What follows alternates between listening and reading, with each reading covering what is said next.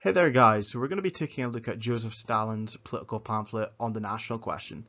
So this is a video that's a response to a YouTube comment on my YouTube channel. So the comment is, I like the council communism introduction videos. This video though feels like a U-turn, an emotional one-sided rant without any historical or theoretical analysis on agreeing or disagreeing where, for example, policies and theoretical justification of the USSR under Stalin's leadership you disagree with, especially on the national question. Was interested in hearing your thoughts such disagreements. I'm interested in your take, or the council communist take, on the national question. I've brought up patriotic socialism phenomena as a negative force in the communist and progressive movement. There's no doubt there are problematic elements on the internet or movements I could see with the emergence of patriotic socialism. Now, so what I'm going to do is I'm going to ignore the first question here, and I'm going to answer the first question at the very end of this video, the very last slide. I am going to respond briefly to this person's second question, though, on patriotic socialism. And this video is going to go through the entire national question. So if you're from a Marxist-Leninist tradition, you're not going to have to read it. You're gonna be able to watch it. I'm giving his opinion, and I'm giving his opinion fairly, and then I'm giving the council communist rebuttal at the end. So this is still a good video if you're from that tradition. But in regards to patriotic socialism, right? And I'm just drinking a bit of water there. But in regards to patriotic socialism, if we look at some of the texts actually on that, so if we look at Mao's Little Red Book, for example, patriotic socialism is something that's used for a liberation sort of end, right? So to Mao, he talks about patriotic socialism. It's that China is suffered all this colonialization. It's under invasion from Japan. It's under imperialism, and this creates a national sentiment, a nationalistic sentiment in the population, right? But what he's advocating for is using it for socialist ends, using it for communist ends in order to have a victory, a communist victory. So it's about welding the working class together and about creating a bond among the working class. It's not about fragmenting and dividing the working class on the basis of race or national identity. It's about bringing all the people in that country together against the imperialism that they're suffering from. So it's very much a progressive thing, this type of nationalism that he's talking about. And yeah, I mean, council communists do recognize that there are some movements for national liberation which do have some positive characteristics. Now, that doesn't mean that there's no dangers to using this strategy, though. I mean, for example, in Michael Parenti's book, the little yellow book, actually, that was just released recently, that book, he talks about how the Nazi Party actually started as a socialist party, right?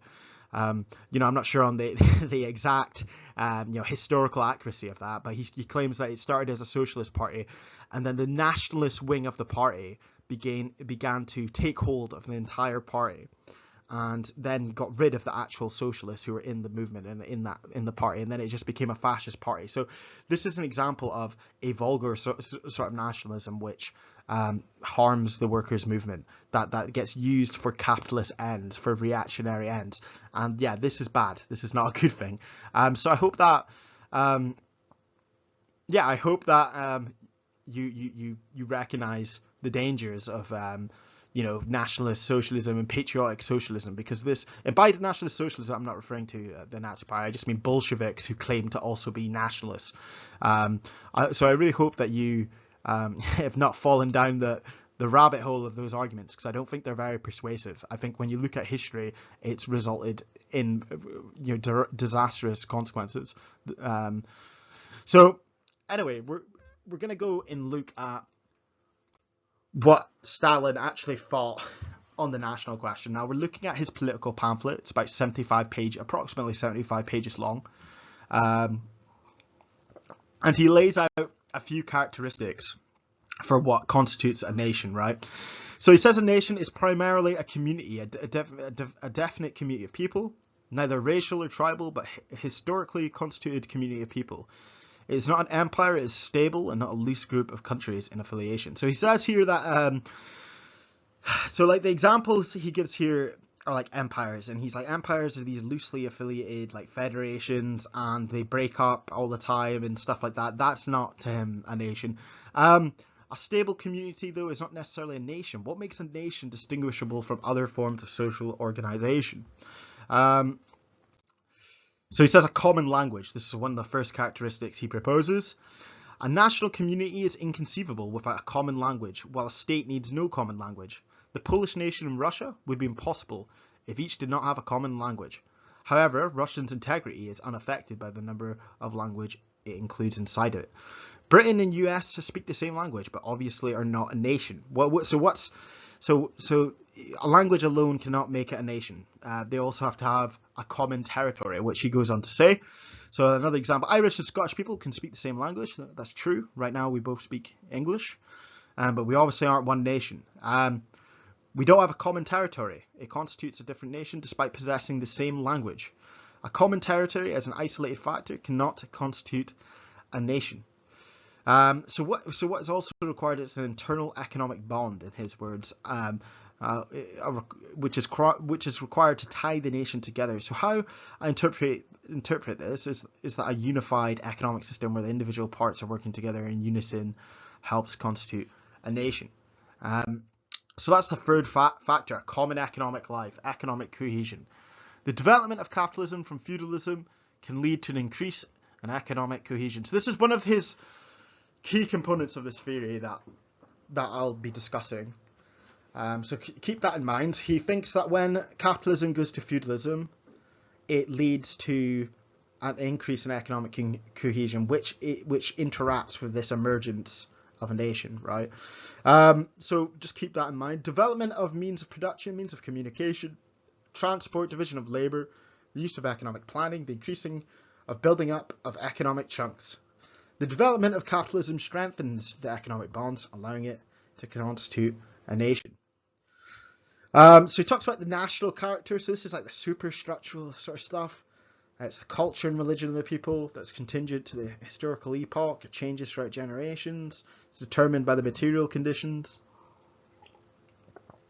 And yeah, there can be various spiritual complexions. So then he gives a final definition, and he's like, a nation is a historically constituted, stable community of people formed on the basis of a common language, territory, economic life, and psychological makeup manifested in a common culture. No characteristic above in isolation makes a nation. One characteristic may not be present, and this would be enough to remove its nation status. Only when these characteristics are all present, a nation is formed.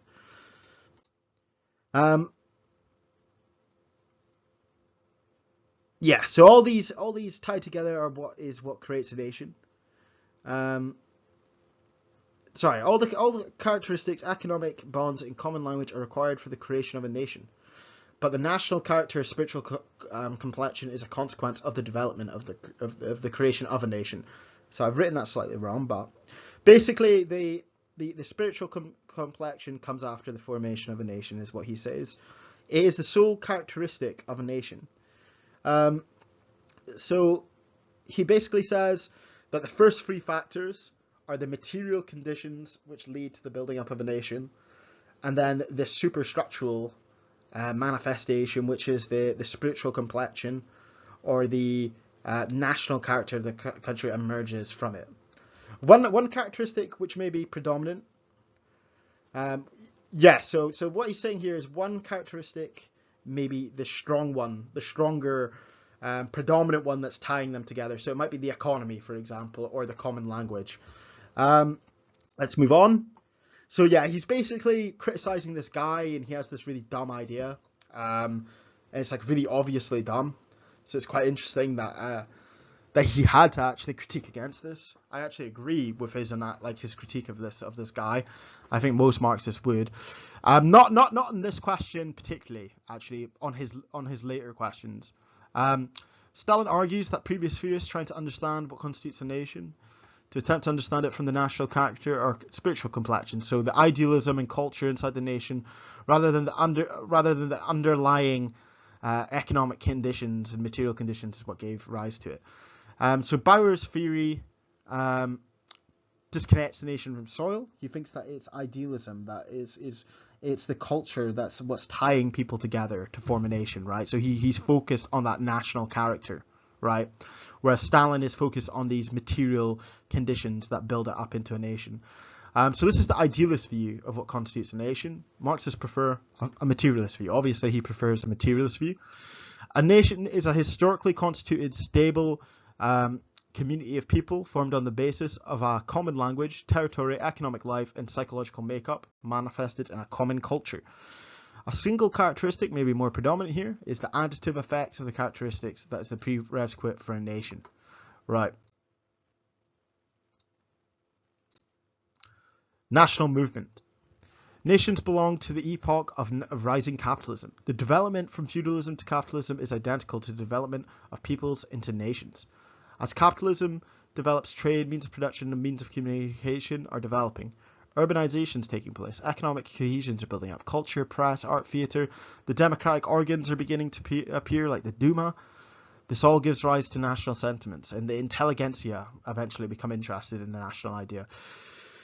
So this is really important for his theory. Like, so basically, what happens between Lenin and Stalin, right, is Stalin shifts the emphasis, right, on this theory of imperialism. He shifts it. So, like, to Lenin, this question of imperialism is slightly less important. I mean, if you study like a Trotskyist tradition or an Orthodox Leninist tradition, obviously his texts on imperialism are still immensely important. But he amplifies this. He shifts the emphasis even more onto this anti-imperialist idea, right? So basically, what's happening here is there's competing nations that may form out of a territory, right? And I think surely this I go into it in the later slides. Let me just go into the next slide and see.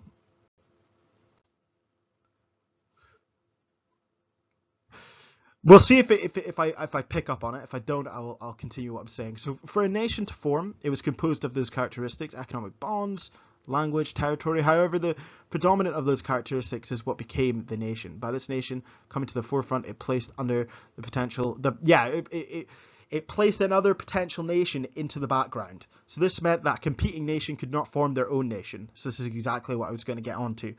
If they tried to form their own independent nation, they would have to fight against the bourgeoisie. The struggle began and flared up, to be sure, not between nations as a whole, but between the ruling classes of the dominant nations and of those that have been pushed into the background. Usually petty bourgeois against big bourgeoisie. Main class is bourgeoisie.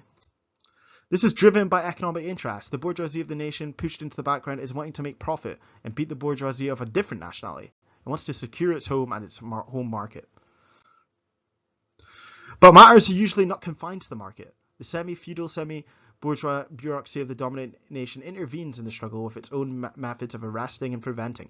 The bourgeoisie, whether big or small, of the dominant nation is able to deal more swiftly and decisively with its competitor. Forces are united and a series of restrictive measures are put into the operation against the alien bourgeoisie, measures passing into acts of repression. The struggle spreads from the economic sphere to the political sphere. Restriction of freedom of movement, repression of language, restriction of franchise, closing of schools, religious restrictions and so on are piled on upon the heads of the competitor. Of course, such measures are designed not only in the interests of the bourgeois classes of the dominant nation, but also in furtherance of... And I stop there. This process then stimulates, so here we go. This process then stimulates Stalin's theory of national movements of liberation. So we've got two or more possible national identities that may emerge as a result of different conditions for the development of a nation. Whichever one wins forms a nation, pushing the other competing nation into the background. So this competing nation, right, this competing national bourgeoisie is being repressed through political repression, and political representation, and then this stirs up a national sentiment, and then if this becomes powerful enough, this will become a national movement for liberation on the basis of a national bourgeoisie. The winning nation oppresses the one pushed into the background, as the nation is formed in their own interests and not formed in the minority interests. A national movement for liberation is formed to free them from the yoke of the predominant nation. Strength of national movement is determined by the degree of participation from the proletariat. So Stalin doesn't say this, but I'd argue it depends on how large that minority group is. More class antagonisms, more class consciousness, more working class organisation means it's less likely to become a bourgeois national movement and is more likely to become a socialist national movement. If the repressions involve land seizures and there are lots of smaller landholders, they will side with the national movement for liberation. So if the national bourgeoisie is performing land seizures against working class and middle class peasants, essentially what he's arguing is that the socialist movement could capitalise on this and offer them a respite from this and basically get them on their side. So basically, depending on the presence of working class organisations, you can turn this into a socialist movement rather than a socialist movement for national liberation rather than a bourgeois movement for national liberation. It's essentially the crux of his argument. Let's go to the next one. Sometimes the presence of the big bourgeoisie and landlords needed to stir a national movement for national. So what he's saying here is basically you need a big bourgeoisie and landlords in opposition, which are already taking up all the wealth and taking up the land for a national movement to be stirred up. So it's through the exploitation of this landowner class and this bourgeois class that stirs up this movement, that flares up this movement. So depending on the material conditions, this will develop into a mass movement or may lead to minor political disruptions. Devolution, for example, results a lot of the time from national liberatory sentiment. The national movement for liberation can take different forms. In Ireland, it's about land. In Bohemia, it's about language. In another, it's about religious freedom, and so on. Struggle between bourgeoisie factions to fight over profits primarily. Restriction of movement, disenfranchisement, repression of language, closing of schools and other forms of persecution. In the interest of the proletariat to fight back, as this disadvantages them directly as well as the bourgeois class. The national question concerns both the bourgeoisie and the proletariat. So when the national question is predominant, it decenters class struggle as the primary question. So this is one of the risks, right? If you go down the lines of trying to tap into a nationalist movement for liberation. I mean, if the primary question is nationalism and the primary question is a nation's right to self-determination, it decenters class struggle, right? It's not about a socialist victory. It's about a national group taking control of the means of production. So this is one of the dangers of it, is that it can be derailed onto this path, onto this bourgeois path, right? So this prevents the development of class antagonisms as it creates a synergy between the bourgeoisie and proletariat for this cause of national liberation. And this obviously causes a conflict between these two groups. The national sentiments causes one nation to oppress another. So it's not in the interest of the proletariat. Workers are in favour of unity into unified force. There are no borders in class struggle. Workers therefore combat national oppression, social democracy, and proclaims a right to self-determination. The right to self-determination means the nation can do its own shit, arrange the economy and culture in the way it wants. The right to complete secession. Nations have equal rights to enter trade agreements with other nations, and so on. The national movement. Again, so the bourgeoisie tries to stimulate the national struggle and strengthen the national movement. So this is what the oppressed bourgeoisie try to do.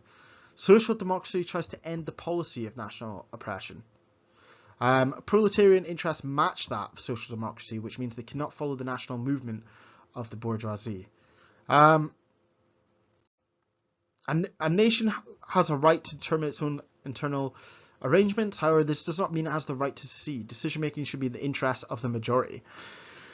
So the Bolsheviks have a long history of respecting the right to self-determination, unless it's someone who wants to secede from a Bolshevik state. So this is like, what they'd say is this isn't the decision of the majority. This is not in the interest of the vast majority of people. It doesn't benefit the vast majority of people. So it's not on the path to socialism. So this may be the argument that he's trying to make here. So it would not always be beneficial that separating will be good for the majority. A nation may assemble with determination to revert to an old mode of production, for example. This may be regressive in terms of helping the majority. Would this reconfiguring to an older society be in line with the interests of the majority? And he uses examples He uses feudalism as his example, I think, in the text. So he doesn't talk about the reverting of a Bolshevik state to a capitalist state. He talks about the capitalist state reverting to a feudal state. Would you side with the aristocrats, the national bourgeoisie, the old dispossessed feudal lords in a national movement for liberation? Would you take their side? I mean, probably not, because it would revert. They would try to regress the system back to feudalism, right? So this is some other fascist states as well. And would you side with a national movement for liberation on the basis of like extreme nationalism? Obviously not. Shouldn't social democracy intervene in these situations and then decide what will happen? An intervention that will be beneficial for the vast majority of people. The solution for the working class will be dependent on the material conditions of society, both contemporary and historic. What is correct for one country may be incorrect for another, and so on. So all he's saying here is essentially, it just depends, bro. That's basically what he's getting at here. He's like, it just depends, bro. If it's in favor of socialism, he's like, yep, or if it extends the democratic rights of the people in that country, he is for it. But if it doesn't, then he's against it. For example, in Russian, it is the agrarian question which decides its trajectory. The national question is subordinate. The removal of feudalism and democratization of the country is the main question for Russia. The national question is subordinated to the emancipation of the country. Dialectical materialism is the main concern for resolving the national question.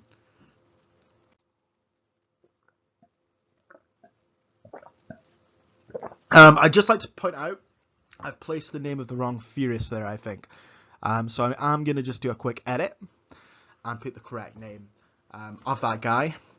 But basically, this is the thing that I was referring to earlier, which isn't a very good argument. So basically, this guy, his name escapes my mind, but he's an interesting guy. He tried to create an alliance between the Bolsheviks and the Second International. He tried to create some like in-between position, an ideology that was in between Bolshevism and the Second International. It's quite weird. It failed. The Bolsheviks like made fun of him, and they were like, this is a waste of time, and they withdrew from the talks.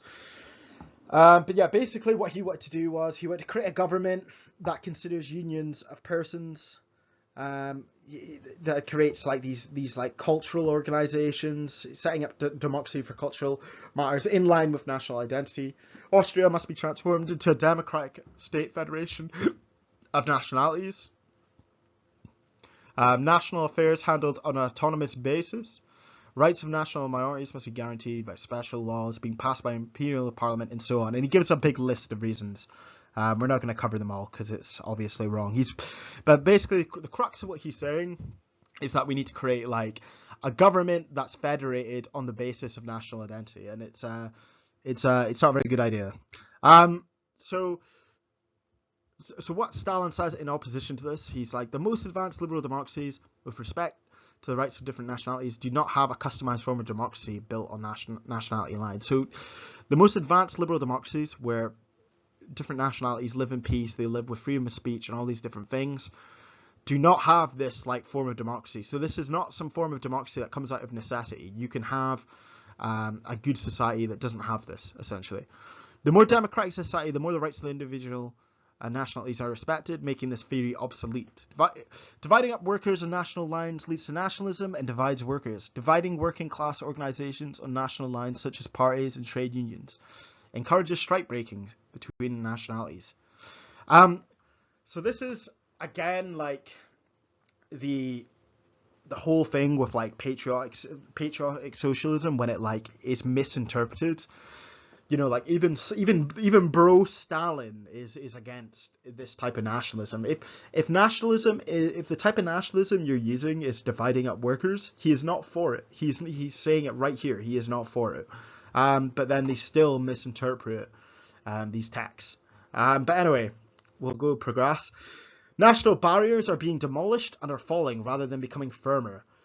Marx says national antagonisms are vanishing. So he's in line with Marx. He says that national border, the working class has no borders. These borders are disappearing, and we're becoming a more unified working class. The development of capitalism with its redistribution of nationalities suggests a weakening of borders in the proletariat.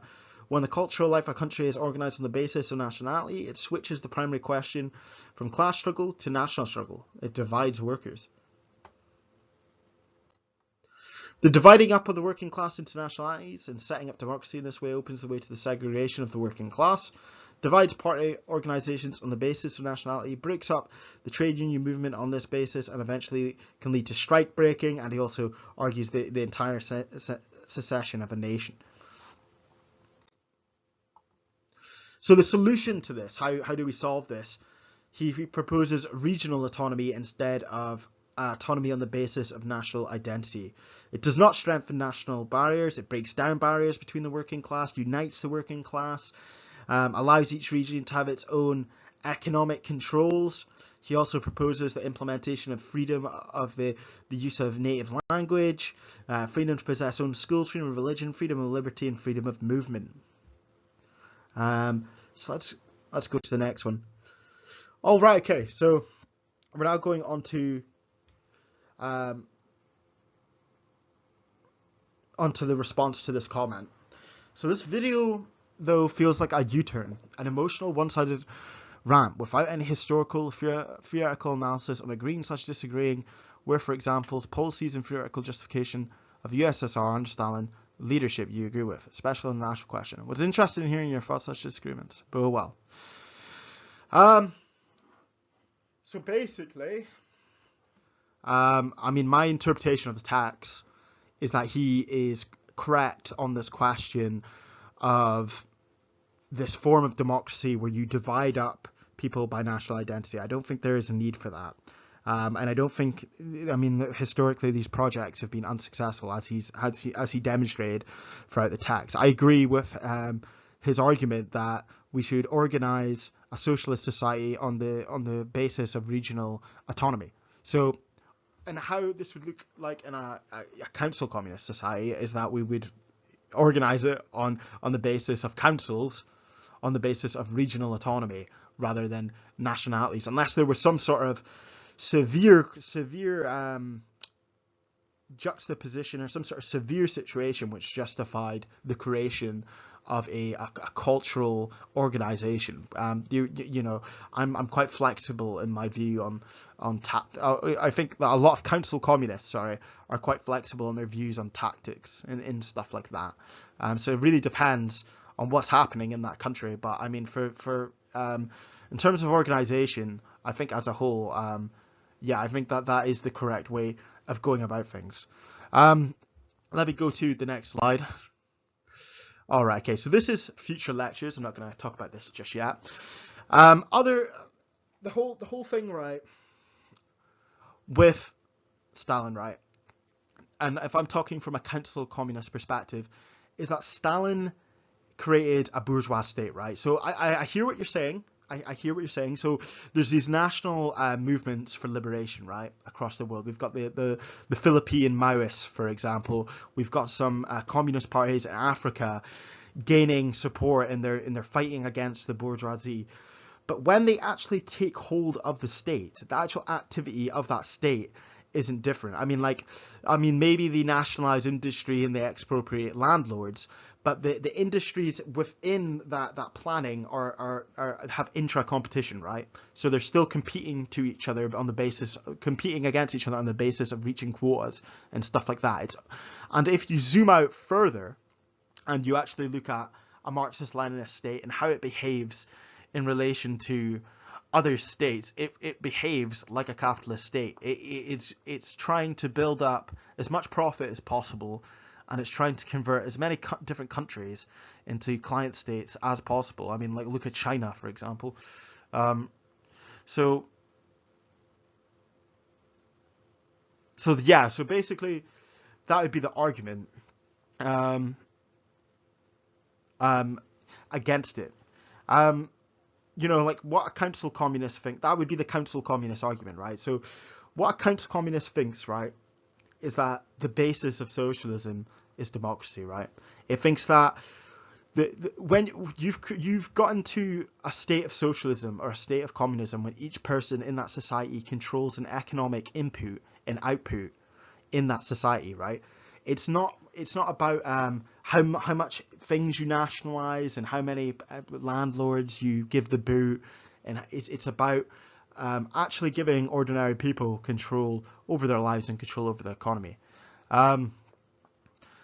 So that is basically what the council communist perspective is on Stalinism, is that it doesn't do that. And also when you get these, let me give an example, right? So we have like the Marxist-Leninist movement in Kurdistan, right? And then that eventually developed into like a Rojava movement, right? The Rojava movement, the Democratic Confederalist movement, right? That is that's an example, I think, of a more democratic structure, right, that emerged from a national movement of liberation. So I mean, like how a non-hierarchical communist, so I'm just speaking from a council communist perspective or an anarchist perspective, by the way. I'm not saying that's what I am. I'm just speaking from that perspective. But from their perspective, you can tap into these national movements for liberation on the basis of a non-hierarchical, less violent, and a less violent, non-hierarchical, and a more democratic form of organization. So you can have you can basically have a national movement for liberation that actually extends the democratic rights of people in that country. So yeah, I think that it was an interesting piece of sociology. I think that there's some things that you can take from it and some things you can learn from it. I definitely wouldn't say don't read it. I thought it was an okay read. Do I agree with everything? No. Do I disagree with everything? No. But I think that the counter-communist perspective is that ultimately, you know, the Marxist-Leninist state is a bourgeois state. It didn't fundamentally differ in its behavior from other capitalist states. So this is the lecture schedule. So what we're going to be doing is we're going to be looking at Melanie Klein's use of art and play in analysing the unconscious in children and in adults as well. And we're also going to look at intersections with Marxism. So we're going to look at Marxist perspectives of the unconscious in art. We're going to look at, after that, we're going to have a look at why psychotherapy is political and cannot be removed from political. It is politicized. And then we might be looking at intersections between Emma Goldman and Friedrich Nietzsche, which I think a lot of people are going to be very interested in. If you want to have another video, or if you have any questions, or if you have any suggestions for videos, or any, as I said, any questions, please ask down below and I'll answer them. Take care, guys. Have a good day.